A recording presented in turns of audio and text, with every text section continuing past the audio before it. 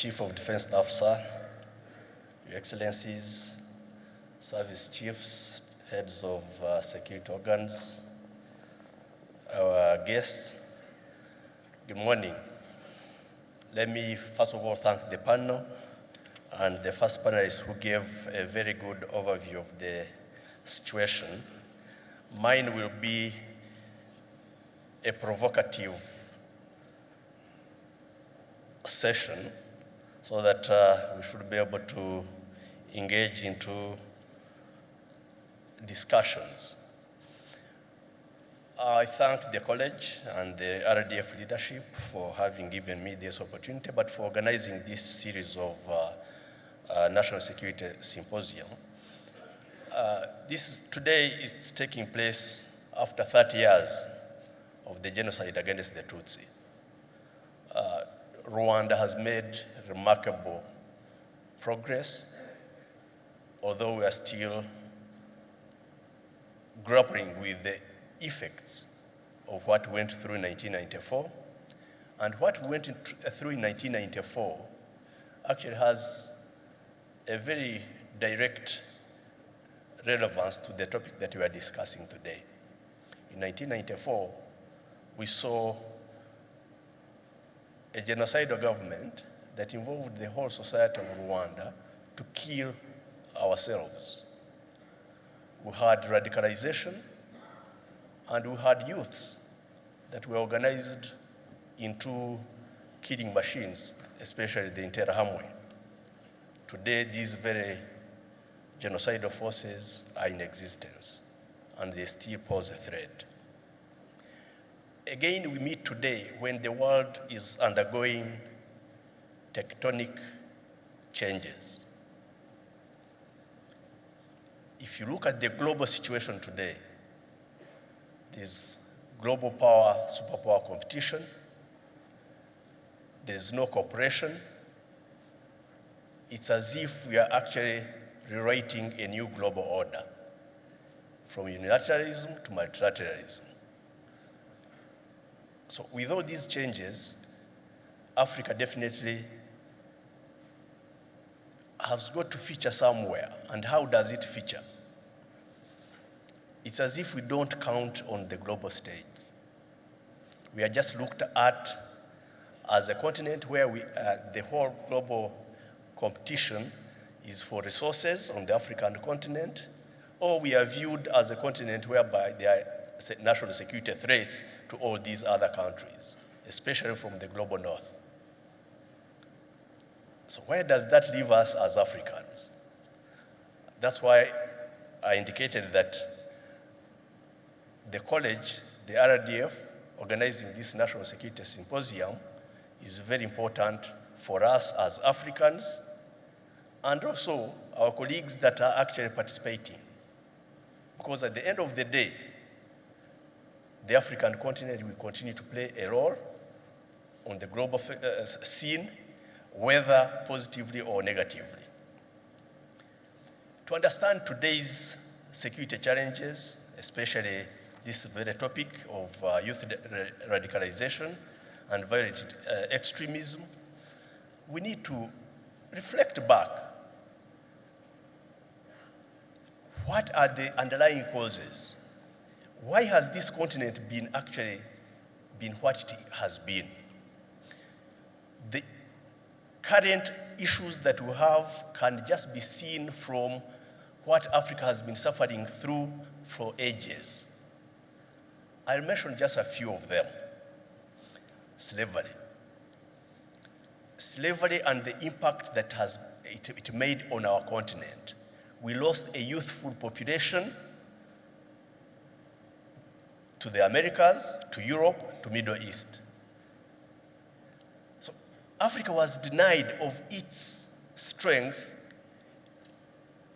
and therefore the impact as we face it today, we need to face it and trace it back in those times. Secondly, colonialism.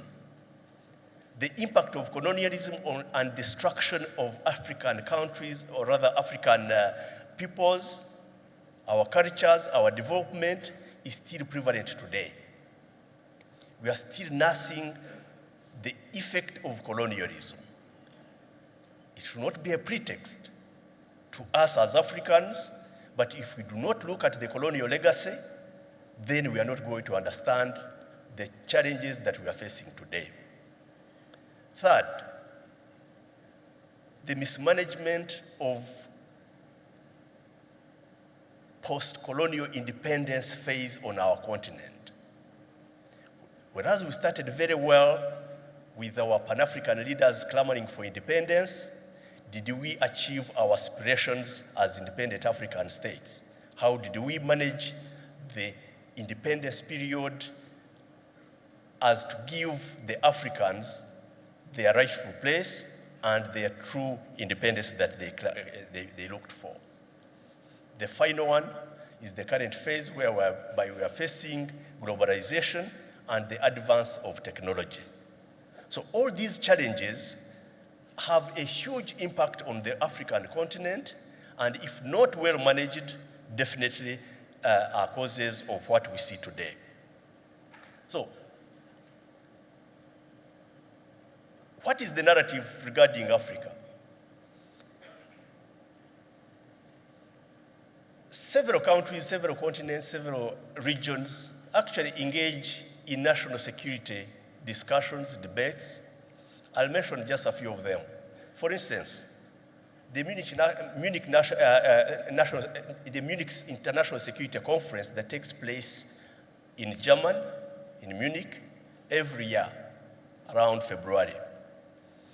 It brings together European countries and the US under what is called Transatlantic Alliance.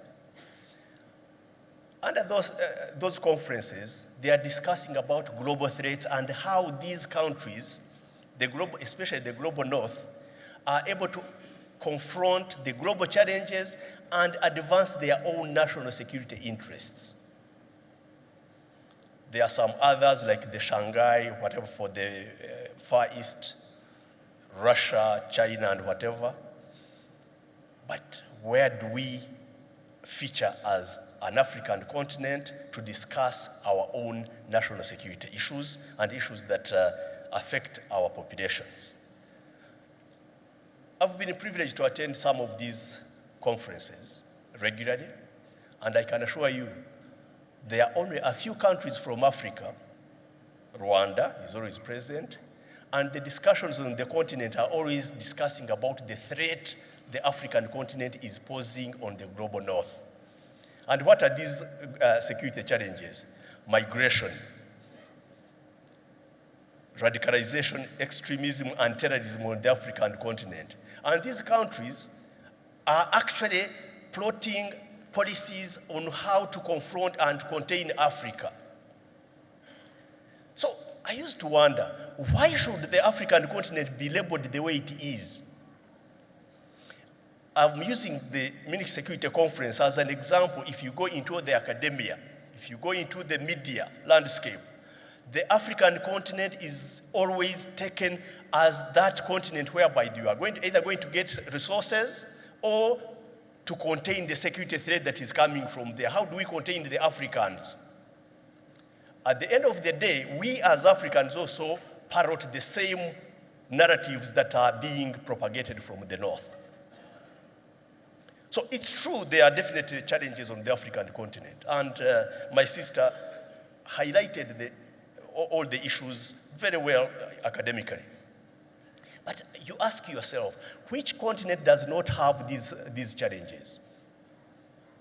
If you go to Europe and you look at the populism and the advance of political parties and governments that are going towards the far right, looking at petty nationalism, there is no difference between that kind of populism and the way African continent and African governments are actually becoming more tribalistic. But when we are talking about the African continent, we portray it as the worst continent. No, it's not the worst continent. There are very positive aspects on the African continent. It's only that we have not managed to govern ourselves and look at the at how we address the current challenges and threats, and therefore we engage into the real governance and development of our continent. So, do I blame the global north? Do I blame the developed world? Not at all. I'm just throwing the challenge to us as Africans. Do we love our countries? Do we love our people? Or we hate them? For diplomatic reasons, I'm not going to mention countries because each person is usually very patriotic to his own country. But you consider the status of governance in your own country. Do you fear your population? Do you fear your youth? What is the status of governance in your own country? What programs are there for the development of the country to give the youth hope? We fear our own populations. We fear our own youth. That's why our youth are struggling to migrate to the global north, to Europe. And as I indicated, this is not a problem only from Africa. If you go to Latin America and you look at the migration, the people that move to the United States of America, I think every single year they must be going between 6 and 10 million people that are moving from Latin America to the US. So migration is a big threat to the continent. But why should our youth migrate from Africa to Europe? They risk dying in the Sahara. They are detained in some African countries that are bordering the Mediterranean. And when they go towards, if they don't sink in the Mediterranean Sea, they are put in quasi-prisons even in European countries. So migration becomes a problem. Who is to blame? Let's look at the responsibilities of us as African countries to be able to stop this problem. So if it is not migration, then there is this radicalization. My sister went into all these details. How do we have this radicalization? If you don't have a youth that is educated, that is employed, that has aspirations of a better future, it gives room now for non-governed spaces and yes, the interference from external factors will come towards the radicalization of our youth. How are they radicalized? The issue of religious radicalization, religious extremism. Currently, we are talking about the Islamic radicalization. But Rwanda, historically, the problems that we have faced, we have not only Islamic radicalization has been a small component of it. How about Christian radicalization? Do we ever even discuss about Christian radicalization? On the Rwandan context, we had the problem of colonialism that was actually propagated alongside the white fathers. The Christian, the Catholic entrenchment here on this country has been the source of divide and rule and radicalized our youth. So, when you are talking about religious extremism, let's also put it into context. Yes, there is the current threat of Islamic radicalization, but we should not parrot it from the Western view of radicalization and violent extremism alone. Because Rwanda is an example of what we went through in 1994, the Interahamwe's and the 10 commandments from the Bible that were used by these extremists are live examples of how this country has been destroyed. Now, the weak and stagnant economies. How have we invested in our economies as the African continent? With all the natural resources of the continent, the multinational corporations that come and invest in these countries are just extractive industries that come, mine, and take all the raw materials, and the value chain is done in these Western countries. That's where the employment takes place. So you have not managed your own governance system. We have not managed to govern our economic systems, and therefore we end up unemployed. Of course, our youth will definitely be attracted to the areas because of even the narrative that has been set. The international media houses are working for the global north or for these developed countries. They portray their countries as the most civilized, the most developed. So our youth are being attracted. At the end of the day, we all become victims of the narratives and the policies that we have set up in place. So how has Rwanda tried to sort out these problems? Number one, Rwanda is not an island. We have a fair share of contribution to the global threats, continental threats, and at the same time try to address our own problems. On the African continent, we have seen how Rwanda has contributed not only to peacekeeping, but also the building of the African security architecture. We have contributed to international peacekeeping. We are currently number 4, biggest troop and police contributing country, but we do not only contribute to these peacekeeping operations, but also bring in new paradigms, including the responsibility to protect the use of our women in police, to address gender violence. And why am I mentioning this? Because even when we address the security challenges that we have, we end up actually contributing to the problem rather than addressing the real problem, because we employ kinetic means without understanding the problem, the root causes of the problem. We end up actually injuring the women and youth, and therefore, because of the mistakes that government interventions take, then we end up actually creating room for recruitment and radicalization of our youth.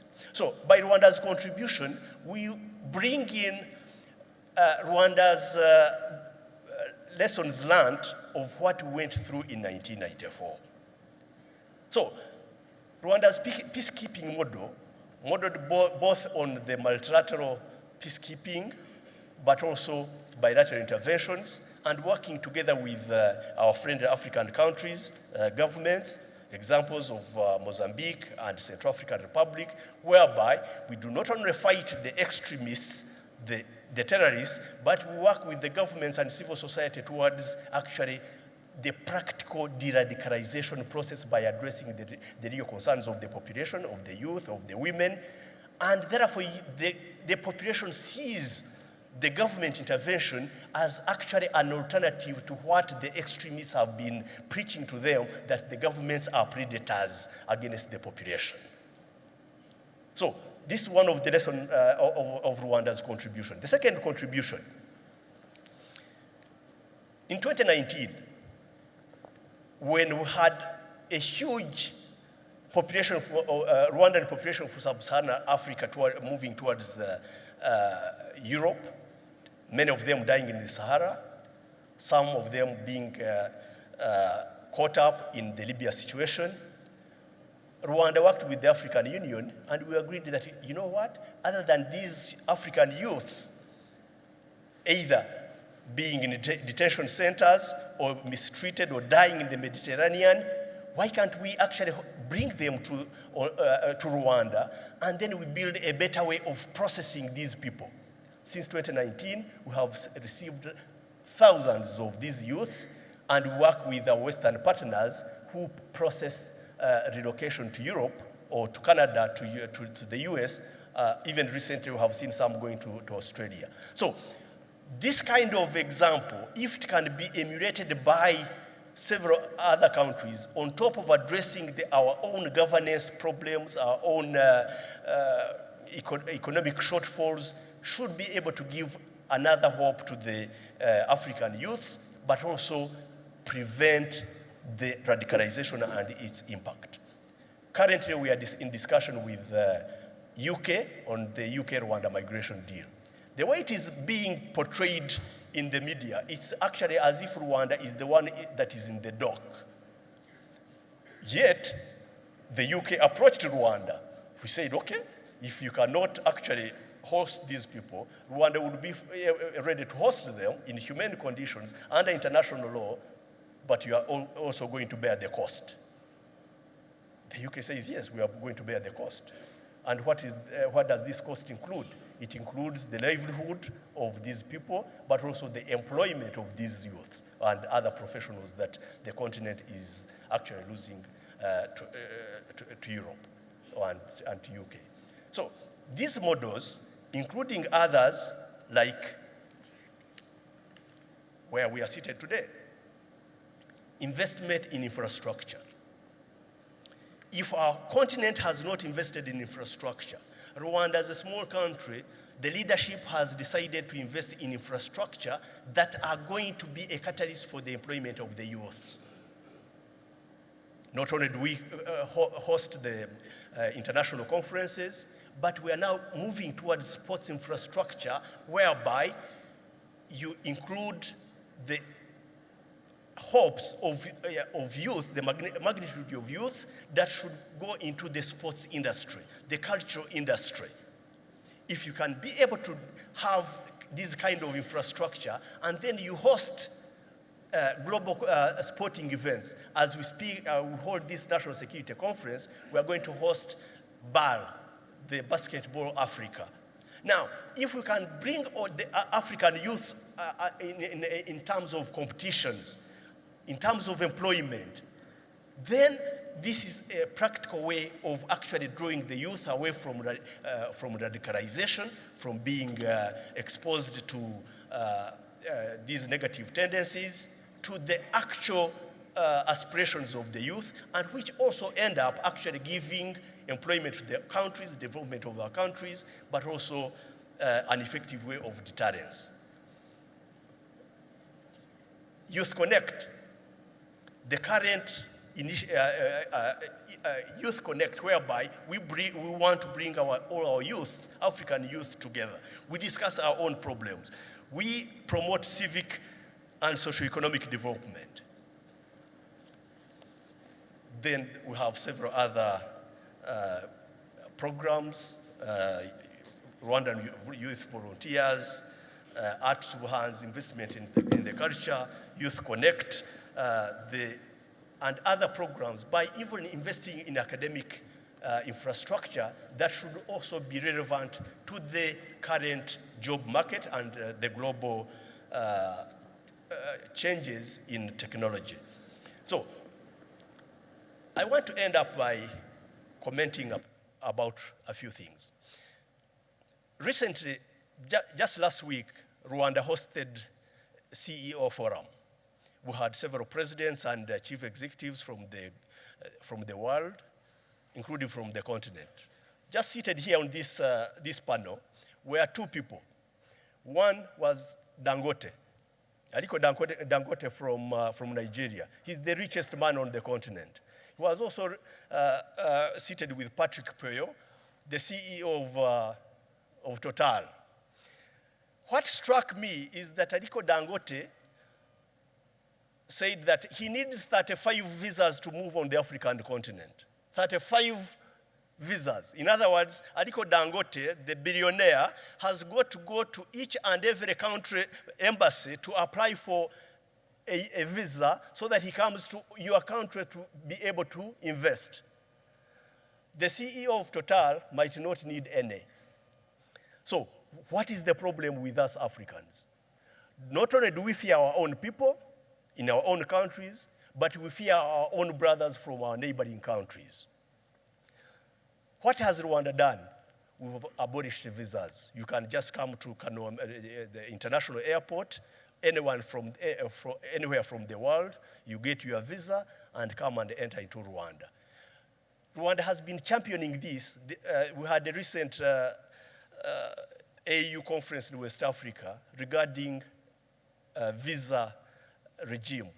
But I can assure you, it was only 4 countries that have ratified this protocol on eradication of visas on the continent. So as we grapple with this problem of youth and violent extremism, let's think about what we are doing as a continent. Our neighborhood here, the Eastern DRC, we have all these, what I have mentioned, grouped together in that country. But I'll mention a few things. 1994, These youth radicalized under the Interahamwe and genocidal forces migrated to, were orderly, in an orderly way under UN Security Council resolution, withdrawn to Congo. They were protected there for 30 years. They have spread genocide ideology, and we have a population that is radicalized, that is fighting against their own colleagues, brothers and sisters, and as a result, Congo has got 262 armed groups. 262 armed groups. It's a global record. No single country has got as many armed groups on the continent, in the world as Congo has. And this is a phenomenon whereby if there is lack of governance, if there is poor leadership, if there is ungoverned spaces, the population is going to try and look for their own ways of survival. And the majority of all these 262 armed groups are mainly composed of youth. So as we talk about youth radicalization and violent extremism on the continent, let's be very conscious of our own failures, the external factors, but what we need to do as a continent, as our own countries, to be able to survive in these global changes that are taking place today. Thank you so much.